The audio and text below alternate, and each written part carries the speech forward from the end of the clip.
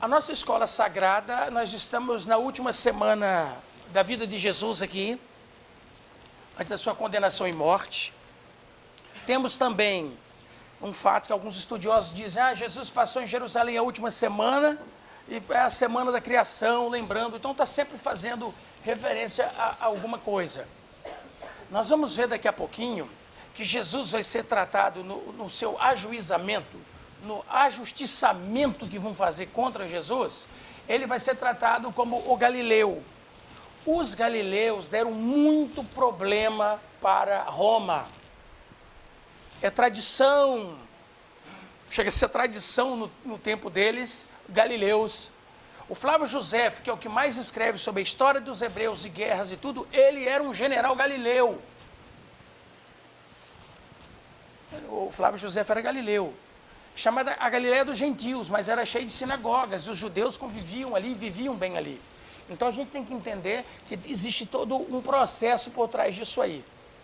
O Mateus vai se ater à negação de Pedro e Jesus declarando, aceitando, quando Caifás pergunta, tu és o Cristo, o Filho de Deus? Ele diz, sim, tu o dizes. Então é Jesus confirmando o que é e Pedro negando. E tudo que ele está tratando aqui, parece que a justiça foi toda feita à noite. Foi lido semana passada, foi falado aqui, que esse serviço que foi feito contra Jesus aqui todinho, não tinha legalidade. Seria ilegal, porque foi feito tudo à noite. Os julgamentos feitos à noite eram proibidos e inválidos. Está escrito no Talmud, em Der Shein, 2, versículo 533. Então, não podia. A lei que regia os judeus. Mas nós lemos também semana passada que Jesus foi levado perante Pilatos e tudo, mas antes foi levado perante o Sinédrio, diante de Caifás. Mas a gente leu em João, porque João dá certos detalhes. A gente leu em João que antes de ir para Caifás, ele foi ter com Anás. Anás era sogro de Caifás. E Anás tinha sido, até o ano 15, o sumo sacerdote. Do ano 16 até o 36 é o Caifás que vai ser. Sogro e genro.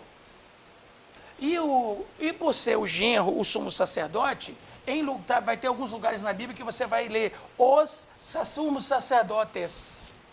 Porque ficaram os dois. Os dois continuaram. O Anás quase que mandava tanto quanto o próprio Caifás. A experiência dele e tudo fazia validar mais ainda a forma de trabalho do Caifás. Então, houve ali uma parceria entre o ex-sumo sacerdote com o atual sumo sacerdote. Houve ali essa parceria. Então, nós lemos semana passada até o 66, não foi? Onde eles deram punhadas em Jesus, aqui ainda antes, no 66, o sumo sacerdote... Vamos lá então, vamos ler aqui. Esse processo todinho de Jesus foi um procedimento viciado, desde o início. Tudo tinha já o motivo para... Mateus 26, a gente leu aqui que foi apresentada ali falsas testemunhas, olha o verso 61, que diz, ele falou que destruía esse templo em 3 dias, reedificava. Eles entenderam que ia pegar isso aí para poder ajudar, combater Jesus. Aí eu gostaria de comparar com esses versos aqui, para não ficar só, que ele diz que vai reedificar em 3 dias, Marcos 14, o versículo 58 e 59. Alguém para ler para nós aí, faz favor, pega a sua Bíblia e já vai lendo, Marcos 14, 58 e 59, para não passar despercebido que a gente pode pensar, bom, realmente Jesus falou que derrubaria o templo, em 3 dias o reedificaria, está lá em João 2, mas ele diz assim, eles não entenderam que ele estava falando do seu próprio corpo, então eles usaram isso aí para dizer, bom, agora é um atentado contra o templo, lesa pátria, então vamos ver qual é a reação, mas aí em Marcos 14, 58 e... Isso, lê para nós. Nós ouvimos com Elias dizer, eu derribarei este templo. Nós ouvimos dizer, eu derribarei este templo, construído por mão de homens, em Isso. mas não feito por mãos de homens. E nem assim o testemunho deles era coerente. Ah, viu? Quer dizer, então porque parece que em Mateus ficou coerente o testemunho, então estão matando Jesus por causa disso. Não é? Outros autores dizem o seguinte, gente, Jesus foi condenado à morte por 2 motivos. Um, porque ele dizia ser o Cristo, o Messias, e não estava fazendo o movimento que eles queriam. Então, aquele tipo de messianismo com amor, perdão, carinho, orar pelo inimigo, não serve para nós. E o primeiro e o mais grave foi quando ele entrou no templo, na área do templo lá, e derrubou a mesa dos cambiadores, soltou as pombas e chamou e falou que eles estavam fazendo da casa de Deus um covil de ladrões. Aí aquilo ali, como diz alguns autores, foi a sua sentença de morte. É lógico que a gente tem que entender que quando eles estão fazendo esses comentários, está correto, porque é o que está na Bíblia, e eles estão fazendo uma análise crítica histórica do Jesus Cristo histórico, o moço que morou lá e viveu lá. Então a análise é histórica e teológica, entendeu? Ela é histórica e espiritual. E é verdade, foi isso mesmo. Quando ele derrubou aquilo ali, os camaradas, não, esse camarada, e o povo aplaudiu e ficaram espremidos. Os sacerdócios, o sinédrio, todo mundo ficou espremido naquilo ali, entendeu? Esse moço é muito querido pelo povo. Você não vê que os discípulos de João Batista chegaram para João Batista e falaram assim, mestre, não tem aquele moço que o senhor batizou e disse que ele é o Cordeiro de Deus que tira o pecado do mundo? Pois bem, nós estávamos do lado de cá do Jordão batizando pessoas e ele e os discípulos dele lá estavam do lado de lá.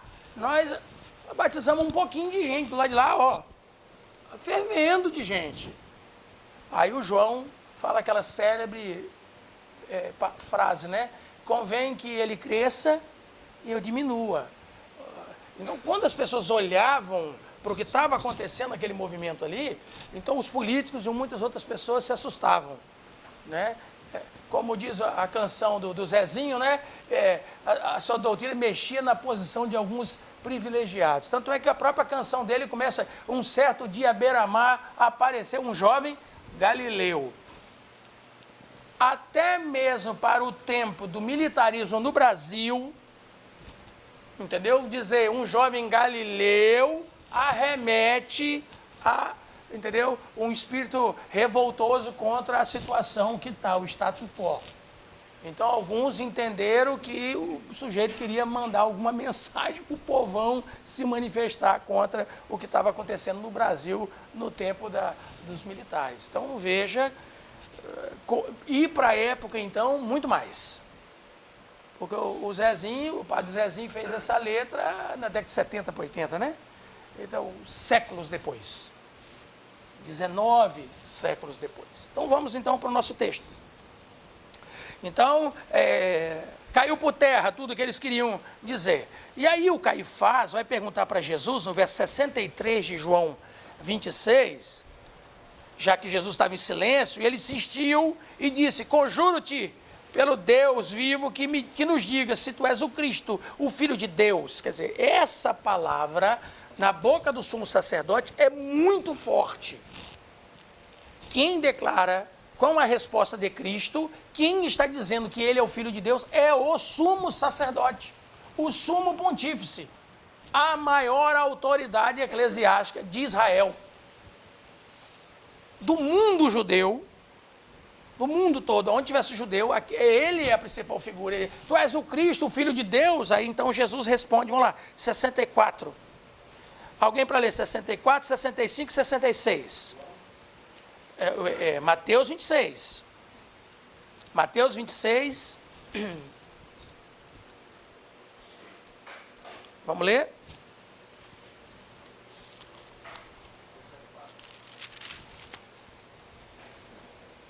Respondeu-lhe Jesus, tu o disseste, porém vos digo que em breve vereis o Filho do Homem assentado à direita do Todo-Poderoso, e vindo sobre as nuvens do céu. Então o sumo sacerdote rasgou as suas vestes, dizendo, blasfemou, para que precisamos ainda de testemunhas? Vós bem ouviste da sua blasfêmia. Que vos parece? E ele responderam, é réu de morte. Essa é a lei em Levítico 24:16. Mas os judeus poderiam fazer toda a justiça, todo o juízo entre eles, mas tinham que recorrer à autoridade romana para estabelecer a pena capital. Eles não tinham autorização para matar ninguém. Pena capital não era com eles, mas... E lá naquela época, quem estava lá era um governador, entendeu? Porque o filho de Herodes, o Arquelau, foi deposto no ano 6 depois de Cristo, entendeu? Do trono da Judéia. E o Augusto César, desde então, mandou lá para a província da Judéia, passou a ser governado por um representante, chamado do imperador, o governador ou procurador. E o Pilatos morava em Cesareia, do Mediterrâneo, uma cidade que Herodes, o Grande, fez em honra a César. Só que nas festas ele vinha e com os seus pelotões e batalhões para fazer a guarda e tudo, e ele era a representação máxima do governo romano lá naquela época, naquele lugar. Então, eles chegaram à conclusão, então você blasfemou, você disse que é filho de Deus e tal. Salmo 110:1. Isso é para ficar bem vívido em nós. Salmo 110:1. Quem achar pode ler, faz favor. Quem vai ler?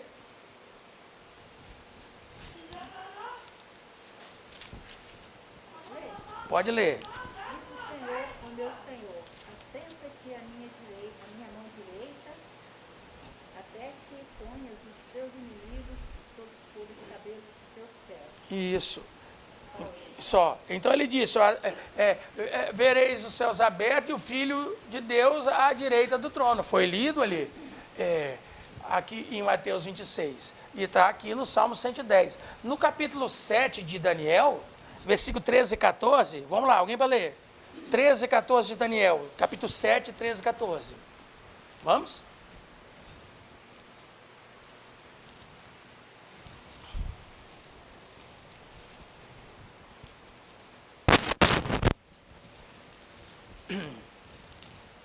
Quem vai ler?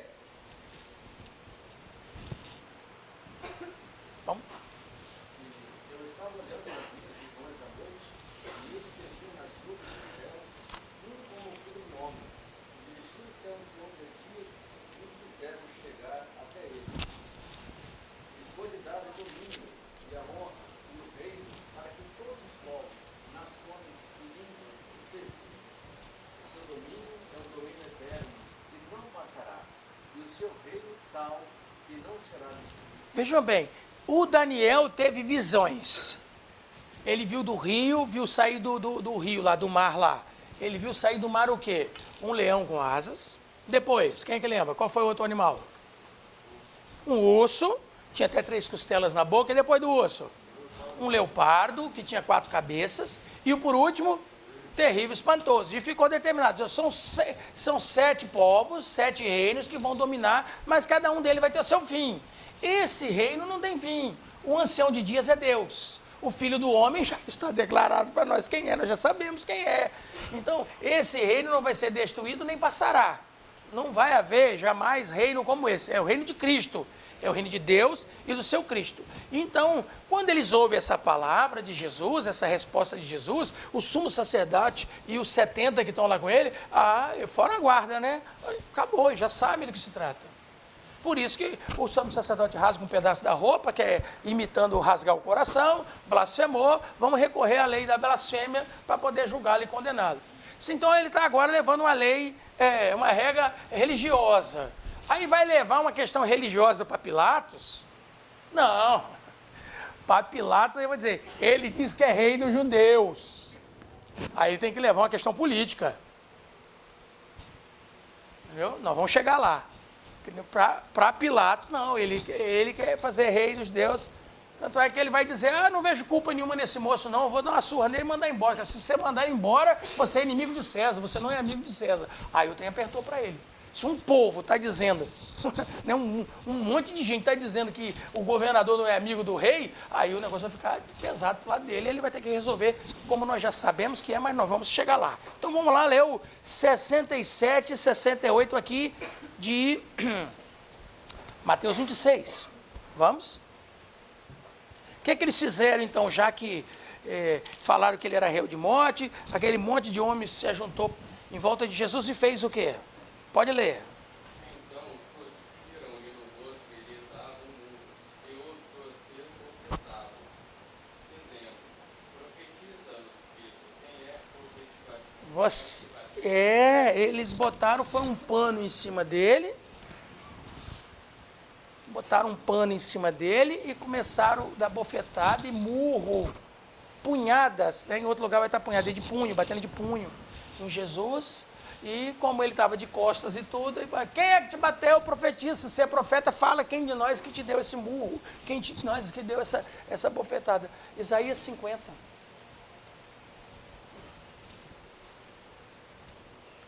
Versículo 6. Quem achar pode ler.